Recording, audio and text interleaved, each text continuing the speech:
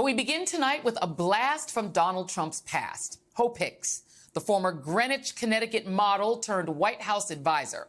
Hicks, who has not seen Trump in nearly 2 years since she testified about the insurrection her former boss incited, acknowledged that she was nervous and was visibly so.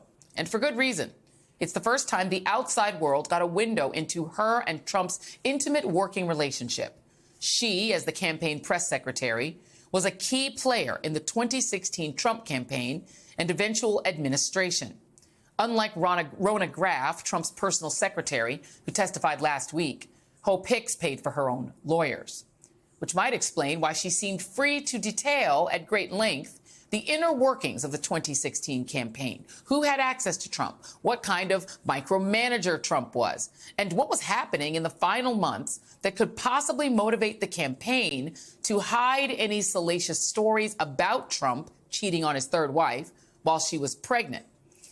And the key there is the Access Hollywood tape. Before prosecutors got to the infamous Grab Them tape, Hicks explained what she did for Trump and how she and Mr. Trump spoke every day. She also testified that he was very involved in the media strategy. According to Hope, he knew what he wanted to say and how he wanted to say it. We were just following his lead. She went on to say that she would run statements by Trump, especially if they were about him. And this is important because the prosecution is having one of Trump's closest aides tell the jury that basically nothing happened in the campaign without Trump's approval. Nothing. And then came this October 7th bombshell. I gotta use some Tic Tacs just in case I start kissing her. You know, I'm automatically attracted to beautiful. I just start kissing them. It's like a magnet. You just kiss. I don't even wait. And when you're a star, they let you do it. You can do anything. Whatever you want. Grab them by the I can do anything. Prosecutor Matthew Colangelo asked Hicks if Trump was upset about the release of the tape. Hicks testified that there was a sense that it was concerning and that she knew it was going to be a massive story, adding, there was consensus among us all that the tape was damaging and that this was going to be a crisis. This triggered the campaign to descend into full damage control mode only a few days before the second presidential debate with Hillary Clinton.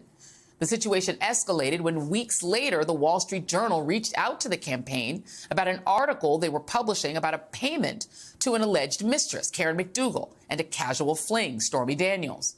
Trump sat expressionless at the defendant's table during Hicks's testimony, watching her on one of the monitors in the courtroom, even though she was just a few feet away from him. Colangelo asked Hicks if Trump had any concerns about how these stories could affect his standing with voters. Hicks said yes.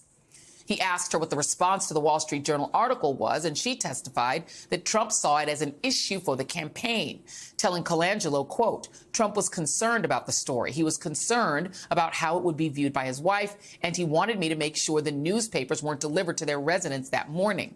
Everything we talked about in the context of this time period and this time frame was about whether or not there was an impact on the campaign. Trump wanted to know, how is it playing? And to her, that meant, how is it playing with voters? She also explained that Jared Kushner, who was very close to Rupert Murdoch and working on the campaign, tried to kill the story. It didn't work. Once elected, the story continued to be a source of concern for the then president. And Hicks, who was now the director of strategic communication for his administration, the prosecution was able to get her to confirm that Trump admitted to her while they were in the Oval Office that Michael Cohen did a good thing for the campaign by paying Stormy Daniels. Colangelo asked Hicks to describe what her former boss told her during that conversation about Cohen in February of 2018, which was right after Cohen told the New York Times that he had paid the $130,000 out of his own pocket. Hicks said Trump told her that Cohen said he felt like it was his job to protect him, and that's what he was doing, and he did it out of the kindness of his own heart, and he never told anybody about it. But in response to a prosecution follow-up, Hicks conceded that such an act, quote, would be out of character for Michael. I didn't know Michael to be an especially charitable person or selfless person. He is a kind of person who seeks credit. Hicks said that Trump believed the decision to bury the story before the election was prudent at the time. Mr. Trump's opinion was that it was better to be dealing with it now and would have been bad to have that story come out before the election. As Trump's attorney, Emil Bovey, began to cross-examine her, Hicks began to cry. She appeared to start crying when Bovey brought up the fact that the Trump family gave her work opportunities. Once she gathered herself, she testified that Trump didn't want his family to be embarrassed by anything that happened during the campaign. Joining me now is Lisa Rubin, MSNBC legal correspondent, and George Conway, conservative attorney and contributing writer for The Atlantic. Tell me what I missed in that rundown, Lisa Rubin. What else happened today with Hope Hicks, pretty important witness on the stand? An incredibly important witness, Joy. And I think part of what she did was just situate us into how much the campaign was in a period of full-scale meltdown from the moment she got an email from the Wall Street Journal from the moment she got an email from the Washington Post explaining that they were about to publish the Access Hollywood tape until the election itself. It was accusation upon accusation upon accusation. And the Access Hollywood tape was closely followed by more women coming out of the woodwork who were neither Karen McDougal nor Stormy Daniels, but had claims against then candidate Trump. And so she sort of took us through what it was like to be crisscrossing the country with Donald Trump at the same time that these stories had landed in her inbox.